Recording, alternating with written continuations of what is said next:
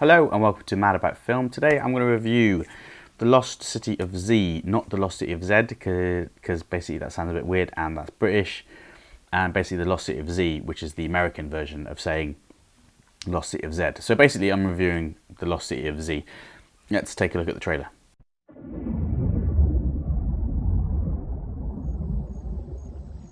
To dream, to seek the unknown, to look for what is beautiful is its own reward.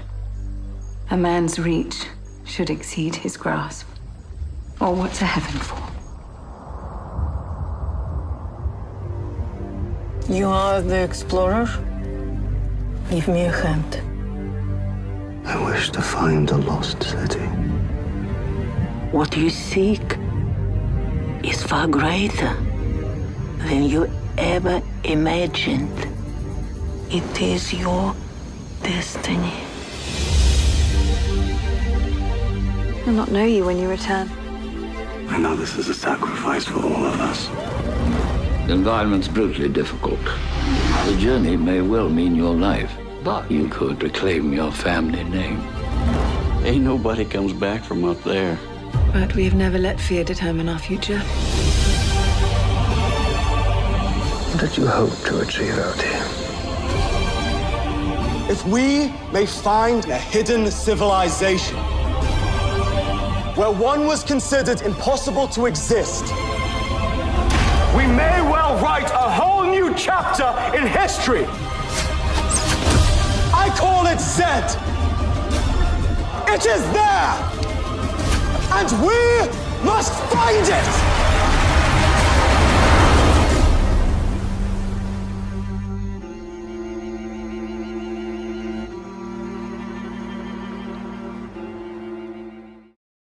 So The Lost City of Z stars Charlie Hunnam as Sir Colonel Percy Fawcett, who was an explorer and basically cartographer for the Royal Geographic Society at the turn of the century, so we're talking basically early sort of 1900s.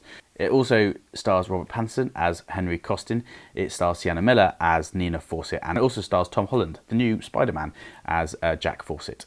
At the time of the turn of the 20th century, we're talking early 1900s, little was known about South America as such, in terms of there were areas that were unmapped, and also that's why the Royal Geographic Society went out there to map certain areas and also discover more about the continent. But it's also partly to do with the British Empire trying to also establish more trade and more colonisation in areas where they could use the trade from those areas and those resources to bring back to the UK and build the British Empire. One of my favourite actors is Ian McDiarmid, who we might know as the Emperor in the Star Wars films, and he stars as Sir George Goldie, who is an honoured member of the Royal Geographic Society. He actually assigned Colonel Percy Fawcett to going to South America to discover the rubber plantations and actually discover areas where they could map certain things. So starts Percy Fawcett's obsession with the rainforests, the Amazon and South America itself.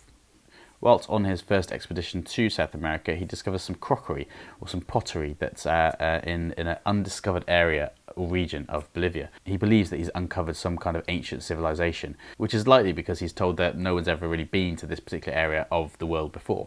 So that's why he thinks that.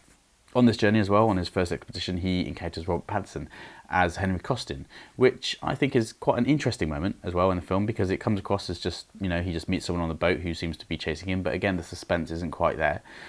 I really like Robert Pattinson as an actor, as he's been progressively making more interesting choices for roles in films. It seems like he's trying to get away from his Edward character in the Twilight series very much, and also is just trying to take more interesting roles where he becomes more of a character actor and also throws himself into projects that seemingly want to tell more about the story. He wants to almost hide away, and in this particular role as Henry Costin, he seems to be hiding very much away behind a beard. He's hardly recognisable as such, but also one thing I thought about Robert Pattinson is that he did remind me of the late John Hurt in terms of as a character actor of value and substance who just basically throws himself into projects and just keeps on working as a jobbing actor. That's why I like him in this film. One thing I felt was the problem with the film is, while the performances are fine, I do feel that the film has been let down by the editing of the film. It comes across at the very beginning of the film, being set in Cork and Ireland in the first instance, like an epic, like a David Lean epic, like, for example, Hobson's Choice is kind of similar in the vibe and all the rest. And I thought, oh, this is good, it's going to be a great epic and all the rest. For me, every time there was a momentous occasion that actually happened, it was just let down by the significance and the impact of that moment. It just felt like it was kind of just doing it or playing the situation or the issue by numbers. And I felt, well, that's a bit of a shame, because if it's an epic, it kind of rises to the moment. And I don't know whether it was the orchestration or the editing, but personally, if I think about it, it's probably the editing. The pace of the film kind of just went matter of fact to the certain situations. It tried to tell a lot of the story within a compacted time frame. That's the difficulty. The film is based on a book, and I think that in terms of historical epics or historical ideas, or trying to tell the story of someone's remarkable life, that the drama of the narrative can get lost within the facts. And the thing is, it just played it quite safe. So while an epic wants to be inspirational and awe-inspiring and amazing when you see it on screen, it just felt a little bit flat in terms of the pacing and the timing. James Gray, the director, who has also directed the film Two Lovers, does direct The Lost City of Z, and that's where my problem lies as a director. Performances and composition, all great. The pace and the timing was the thing that let the film down and really stops it from being the epic it really wants to be. Charlie Hunnam, who I've not really thought much of, is actually quite good in this film, and he does play the role as a very, very measured, nuanced performance. Sienna Miller, very, very good in this film. Pattinson, very good in this film. There's an actor called Angus Macfadyen, who plays James Murray in this film, and he's very good in it as well. Special mention for Tom Holland, who plays the son, Jack Fawcett, who also goes with Colonel Percy Fawcett on his last expedition during the film. Sorry, spoiler there, I just kind of let it open and let it be. But essentially, Tom Holland's really good in the film as the son, Jack Fawcett, and yeah, I really liked his performance again. But so really the pace and the editing kind of lets the film down, because I feel that The Lost City of Z could have been much better. For me, it's going to get 3 out of 5.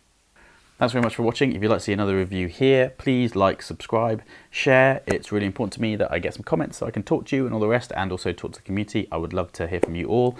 Yeah, a different background today, because I am actually filming in Bristol, my hometown, because I came to see the parents. So yeah, that's that. Yeah, carrying on. My next review will probably be Ghost in the Shell. So I'll see you soon. Thanks very much for watching.